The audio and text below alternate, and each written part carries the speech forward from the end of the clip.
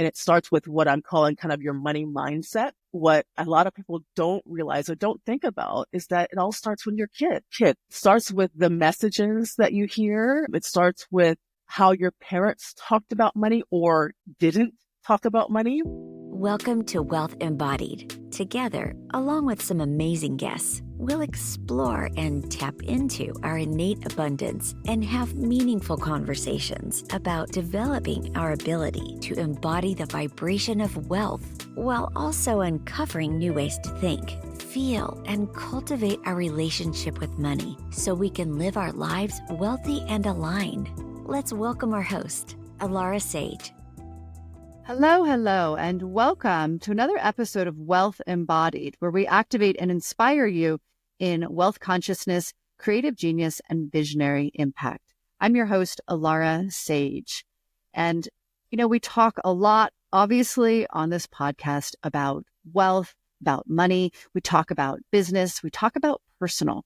And where those two meet? Your personal finances, your personal management of your finances, and your business finances, your business management. Where do those meet? Is there a gap? And the importance of bridging that gap and why that's important is everything we're going to talk about today with our wonderful guest, Luana Whitmore, who is the founder of Next Femme Financial and Luana Whitmore Consulting. She is a business strategist, accredited small business consultant, certified financial education instructor, doctoral candidate, and university professor who is passionate about designing and innovating business models for all types of companies. Welcome, my love, to the show. Hi. Thank you for having me. As you can see, I have no life outside of talking about this stuff. So that just means you're passionate, in my opinion. Yes, so I'm all super for passionate. It. Yes. So let's talk a little bit about what is this gap? So, it's interesting at how I discovered it, or, I didn't discover it, but how I noticed it is working with entrepreneurs over and over again over the past few years. And everything is wonderful. We're talking about branding. We're talking about customers. We're talking about product, and everyone's excited and happy and they're all in. And as soon as we get to the money part, the finances, it all comes to a screeching halt. I mean, people are like scrambling back, there's in some cases quitting. I even had an entrepreneur say that she didn't care about making money.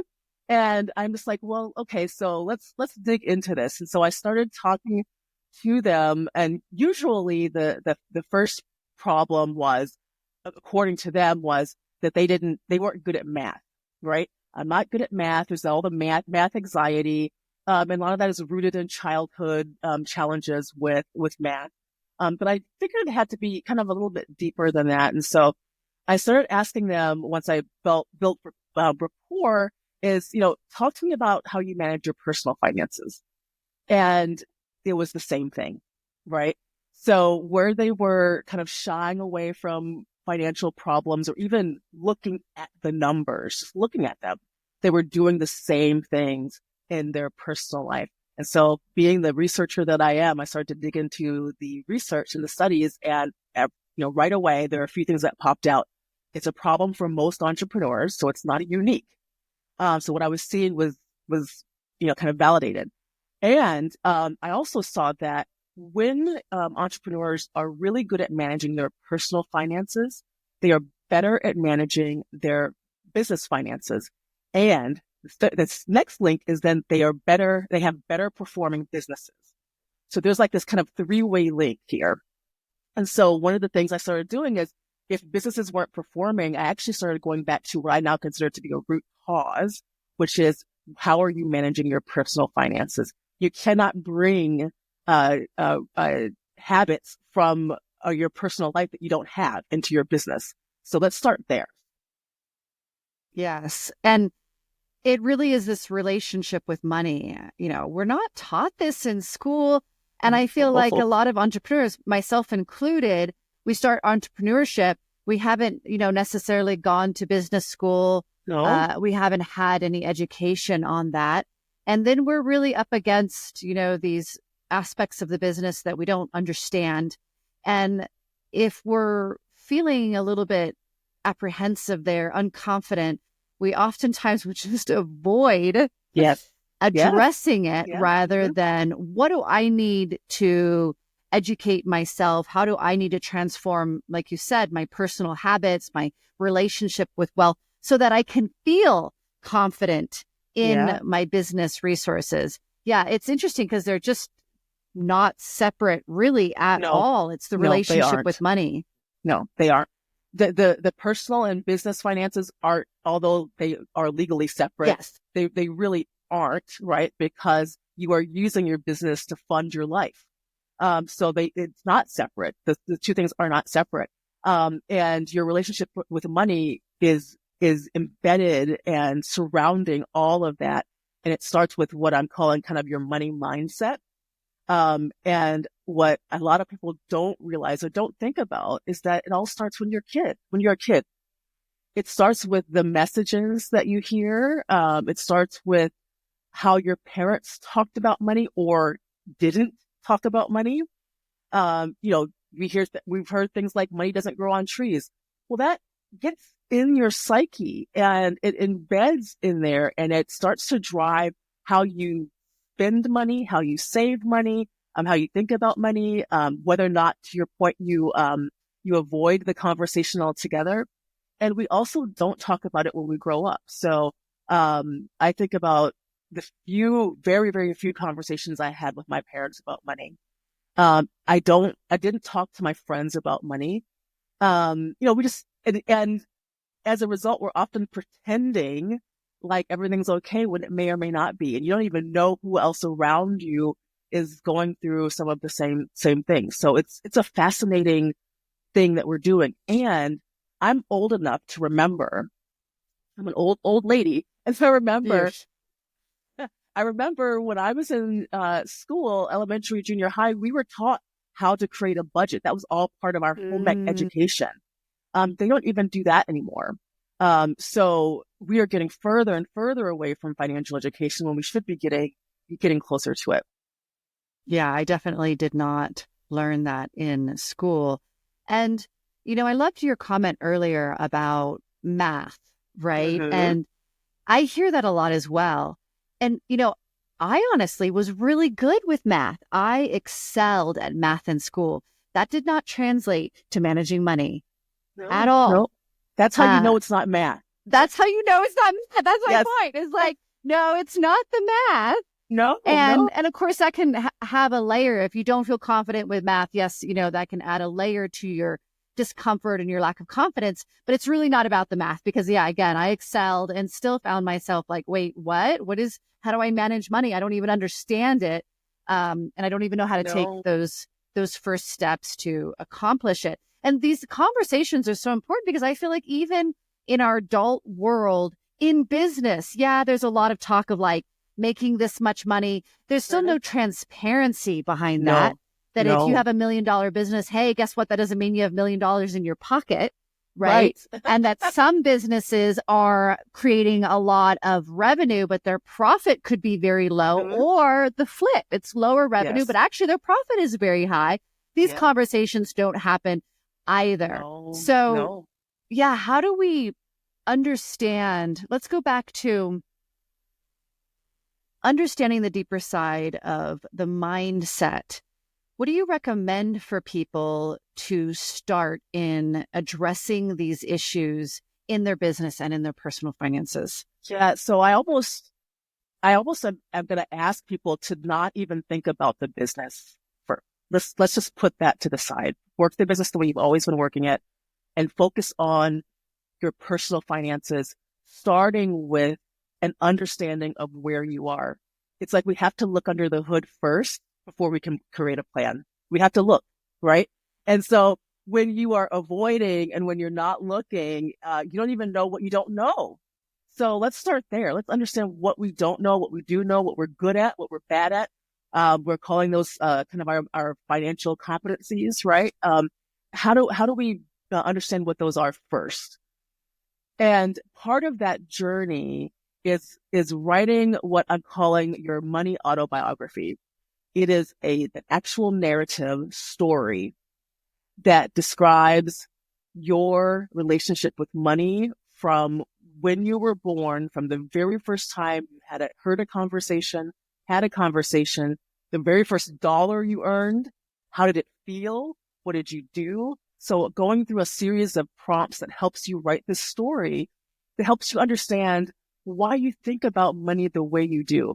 If you don't know that, you can't change it, right? And so you see people taking all of these classes and, getting, if you don't address that, you cannot move forward. It is impossible. So that's really where we have to start, understanding what you know, what you don't know, and then writing that autobiography. One of the other things that we do in the program is called understanding our saboteurs. And this is a scientifically, studied thing where we have these saboteurs, which are awesome. Usually they are there to protect us. They are often presented in what we are known for as our strengths. So when I ask people what my strengths are, it's usually strategizing, planning, those kinds of things. And it usually does me really well. It serves me well until times of stress and anxiety. And then I over-index in those things and it becomes my saboteur. So I end up planning or strategizing to inaction. And so when we understand what our saboteurs are, we can recognize when they kind of start to rear their little heads. And then we can say, all right, here you are. You're trying to take me off course. You're trying to make me spend money on this purse that I don't want to. You're trying to make me do things that are not in alignment with what I want to do. Let me stop you. And then finally, this is all before we've even looked at a budget, right? And then finally, we have to understand what your values are, right? What do you value? Because my life, being successful in financial management does not look like yours, right? And I think it's funny because I know people judge me for driving a 2001 Kia Soul. I've had my fifth Soul. I love that car. It's cheap. I can pay cash for it. It's awesome, right? But that's not part, having a fancy car is not part of my value system, right? My value system is different. And so creating a financial world and financial management systems that are in alignment with what you want to do and what your values are is really important. So when I'm working with women and they tell me that their values are like family experiences, but they have a closet full of Prada shoes, those two things don't line up. So let's understand what your values are and make sure you're spending and saving in accordance with that. Those are all really beautiful. And I love the first step of the self-awareness, right? Because you can't take a car in and have it get fixed, quote unquote, if you don't actually know what needs to be fixed, or maybe not even necessarily what's broken, but what's wearing down, right? Where does the attention need to go? And that's the hardest part often. Because just as you said so wonderfully, people will go out and take courses. They will find the content. They'll want to give the mind more answers. Mm-hmm. But those answers do nothing for you if you don't know how to apply them to your unique situation, which is really that let's look under the hood and recognize you might not even need a course if that's not what's broken, right? If a different part of the car is broken, if the transmission is broken, you don't need to learn how to rotate the tires, right? Because that's already working for you. Exactly. Yep. But that's often, I find, I love that you bring that up because it's often what people do. Like, let's go find a solution external of ourselves. Yeah. That slowing down, taking that time to really look and recognizing that's no judgment, it doesn't make you a bad person. No matter how poorly you've managed your finances, it doesn't make you a bad person. It doesn't make you stupid. It doesn't make you incapable. No, it doesn't. It absolutely doesn't. And I think we almost, in a lot of ways, treat people that way, though, right? Instead of recognizing you can't know what you haven't been taught. You can't understand what you haven't looked at. And so until you kind of lift up the hood, like you say, where do you go? I can't hand you a budget spreadsheet, no matter how well you know Excel, and have you create a budget if you don't understand why you don't save money like you want to. It doesn't work. Yeah. Yeah, absolutely. And I love the conversation as saboteur because that is Very powerful. And it kind of goes along with your values, because you can see, like you used the example of the person who, okay, my value is taking my family and having these wonderful experiences together. I end up spending all my money on shoes or purses or clothing, like you're Why? sabotaging that real desire, right? Right. Why? Why? So the journey is really about asking yourself a lot of questions, and we don't do that often, right? We're not encouraged to do it. We're just encouraged to move forward. To your point, we're encouraged to feed the brain. We're encouraged to learn. We're encouraged to act and do, but we're never really encouraged to stop and be still and ask the questions of ourselves, right? And so when we think about what this transformation really takes, a lot of that, almost the first third of it, is really getting to know yourself and why you spend and save the way you do. Yeah, I think one of the most powerful kind of examples is in tarot, there's the Fool card, or in the regular card deck, there's the Joker. And they're representative not of somebody who's an idiot or doesn't know, but it is that state of just presence and curiosity and playfulness, right? Like you said, the asking questions, the curiosity. It's amazing if you just start asking questions without any attachment to answer. Wow, the revelations, right? And you start to see the patterns in yourself, Yes, and in your absolutely. behavior and in your actions, and what that's really pointing to.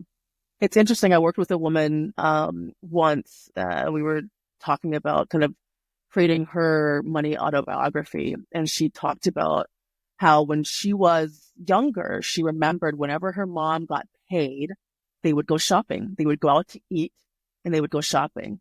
And there were these wonderful memories for her, right? And so she brought that practice into her family.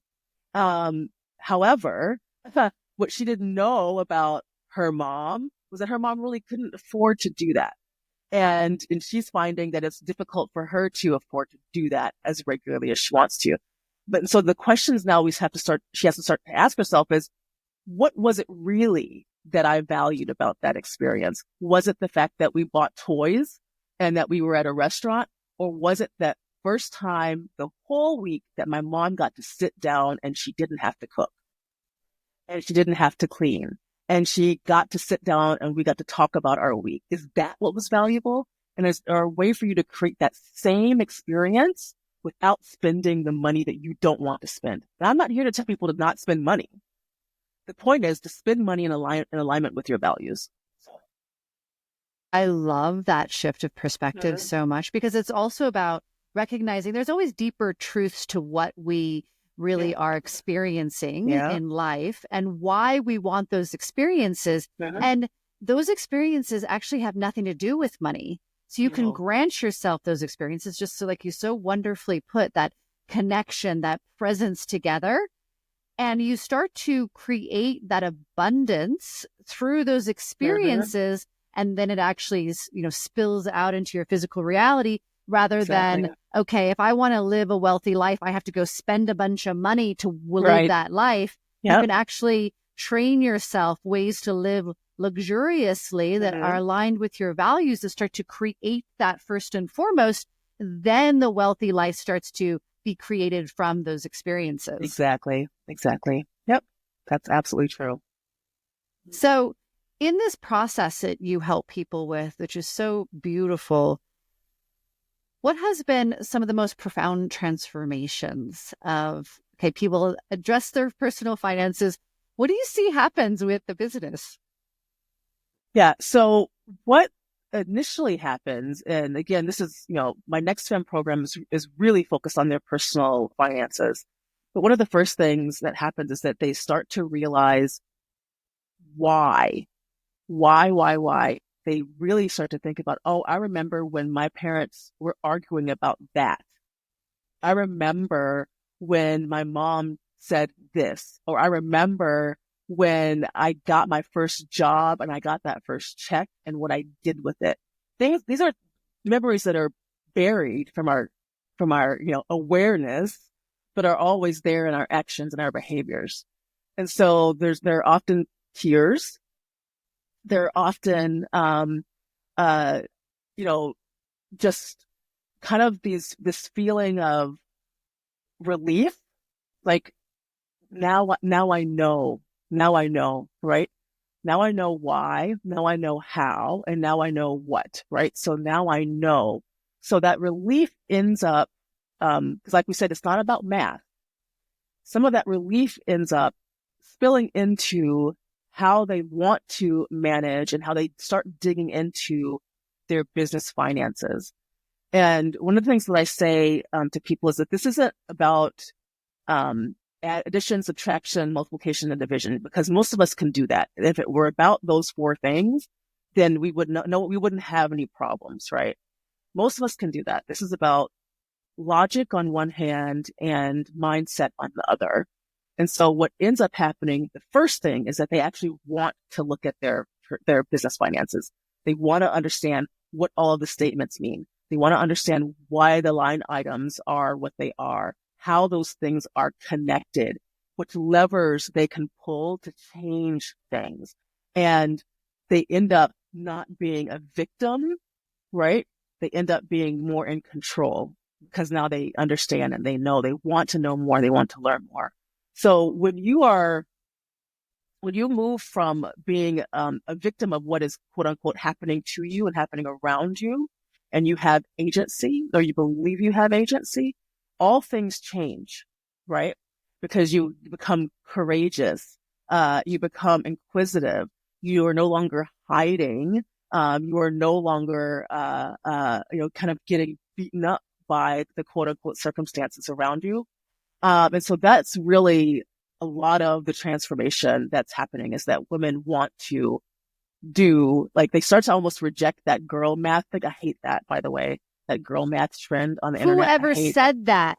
I hate it to my core. It is the worst thing ever. But they start to kind of reject that mindset of, I'm not supposed to know how to do this, or I never knew how, so I can't. They actually want to learn. So that's the first step. That's a huge transformation. And, when we feel that empowerment, it really gives us the opportunity to make more powerful choices, because you're not in that avoidance. You're not in that, I don't understand. Gee, I don't have clarity. I'm lacking conviction or confidence. I'm just going to, react, versus like, I'm a boss of my business. I know where my numbers are. I feel confident in how to work with my numbers. Now I can respond to my environment and make those very powerful decisions. And you're making decisions based on fact and not feeling. And that is a huge change in a business. And what's wonderful about business is a lot of us get into business because of feeling, right? But when we don't make the transition to making decisions based on data and fact, that's oftentimes when things start to fail. So once you start to become curious about your financials, you start to become curious about other numbers-based things, right?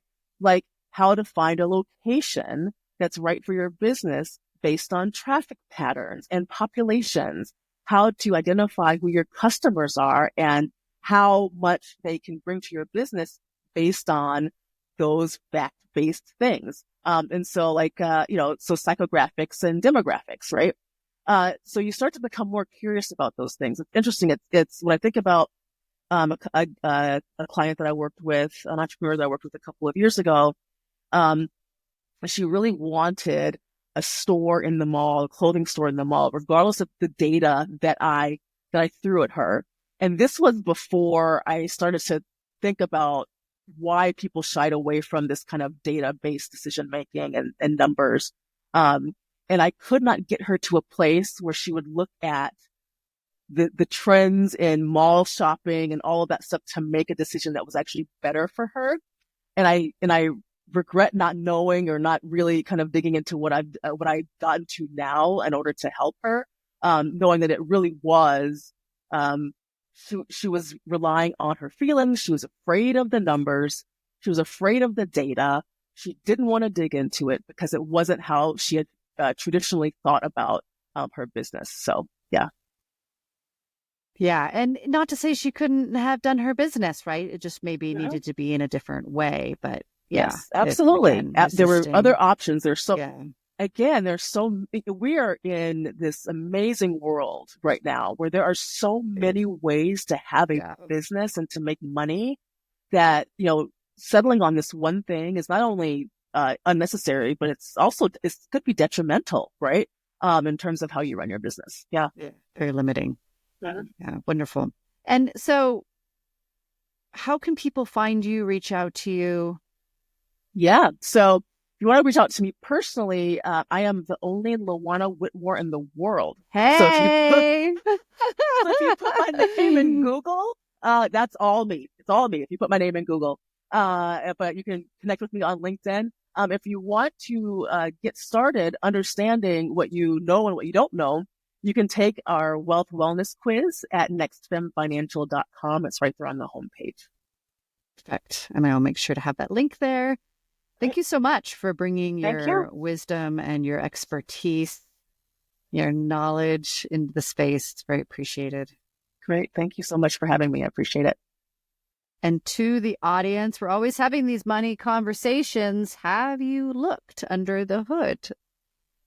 Are you separating your personal finances and your business and pretending that it doesn't matter whether you have any real relationship to money or not? These are all such powerful questions, and it could radically transform your life. So ask the questions, get curious.